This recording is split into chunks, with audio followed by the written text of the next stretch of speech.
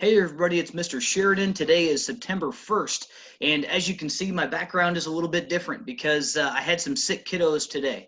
So I am teaching from home, and so if you have any questions about that, let me know. I do not think that they have COVID, so it's just a cold kind of a thing as the weather changes, but I think a lot of us are going to have to deal with that sort of thing as we go through this fall. So anyway, for those of you who were not here yesterday or did not watch the instructional video yesterday, what I really needed all of you to do is go in and start to look around your houses and find some things that you can graph. Okay, so if you feel pretty good about the assignments that you've done in the past, then what I need you to do today is come in and I want you to look around your houses and find some things that you can graph. What I'm going to do today is run very quickly through a review of graphing stuff that we covered last year and you covered the year before that. But what we want to enforce is that it is so important that you all know how to graph, because anything that you do in science, you need to create either a data table or you need to create a graph. That's what we do. When we make observations, we can put that information in a data table and then we can graph it to show visually what results that we get from the experiment that we're doing. So I'm going to share my screen with all of you and we are going to talk about what we're doing here today in earth science.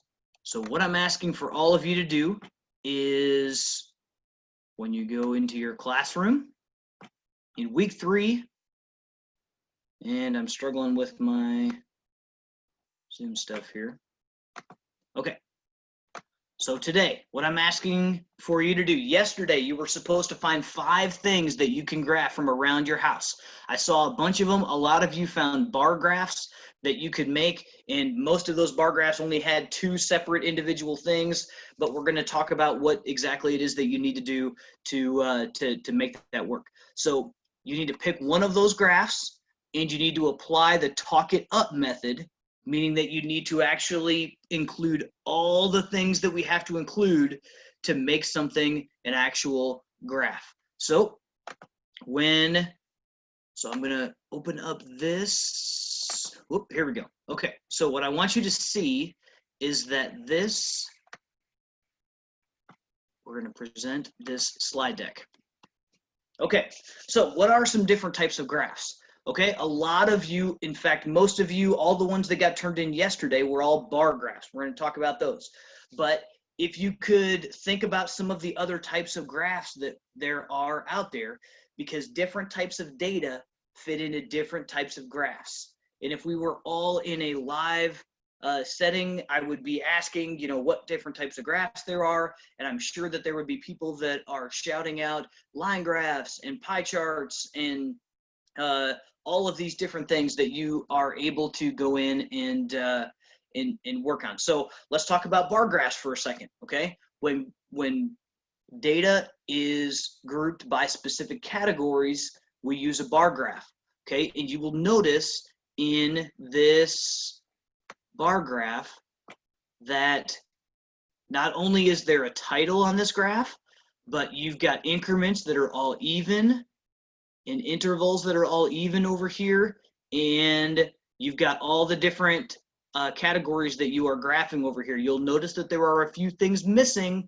on this particular graph that we will require for you to do as we move forward. A circle graph or a pie chart is another example of a type of graph. Obviously works very well with percentages to show how much of a certain type of that area that particular response holds.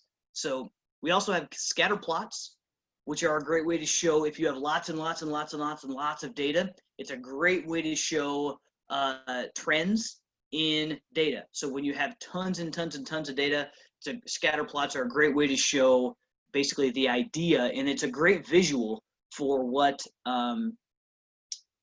exactly it is that you're looking for. So if on this particular graph, you can see that the mean annual temperature is on the y-axis and it goes up it's in degrees Celsius. So it goes from 5, 10, 15, 20. Those are all even.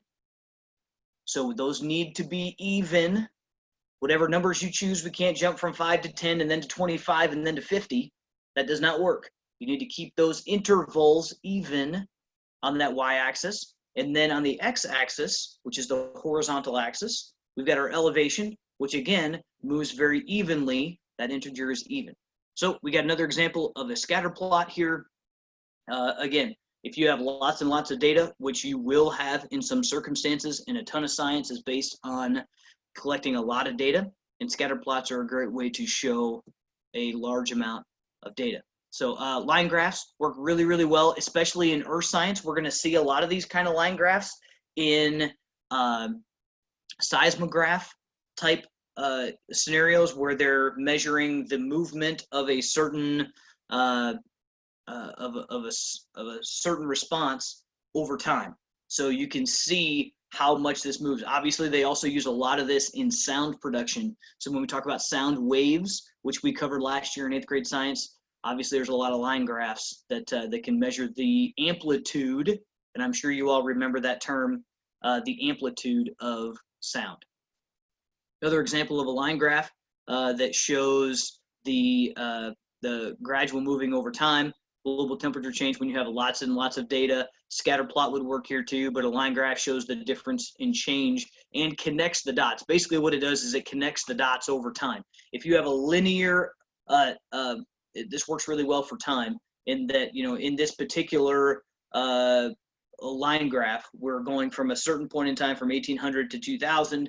You can see that each one of those dates is connected. It's very linear, so we can see how that data changes over time. But here's what the most important part of this is, and I will share this slide with everyone because this is something that we talked about a lot last year.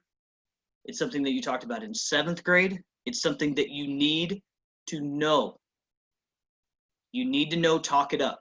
Talk It Up is the acronym that we are going to use continually as we move forward. Okay, so these are the things you need to know. You need to first of all, you need to choose the right graph. So is it a bar graph that you should be using? Is it a line graph? Is it a pie chart? Figure out what exactly is the type of graph that you should be using. You need to draw your axis, both X and Y. If you're getting super advanced, there is a Z axis that makes that graph 3-dimensional. We are not going to work with those here in earth science. Okay, so then you need to, this is where I think people struggled last year especially, and I think that I want you to focus on this year. Okay, your intervals and increments have to be equal. It is not okay for you to jump from 1, 2, 5, 7, 12, 17, 25. You can't have those numbers jump all over the place. Your increments and intervals need to be even, both on your x-axis and your y-axis. As you go up, as you go out, they need to be even. Even if you don't label every single one, they need to be even. Then you plot your points. Then you need to label both of your axes. We talked about in that in this PowerPoint that one of those slides did not label their axis, and that's not okay. You've got to label what it is that you are graphing. So make sure that you do that. You need to add a key if necessary. If you decide to, if you're doing a bar graph and you want to just color in every single bar, as long as you add a key, totally fine. And then you need to add a title. So this is super important. We will revisit this slide because you have to have every single part of this slide on your graphs. Okay, so I'm going to stop sharing because what I want to tell you is that your assignment for today, yesterday you were supposed to gather data about stuff around your house and come up with 5 different graphs. Okay, what I want you to do today is pick one of those things. If you didn't do yesterday's assignment, today's assignment is to go around your house, find one group of data that you can graph, and I want you to make me a graph using Talk It Up. So you need to include every single part of Talk It Up.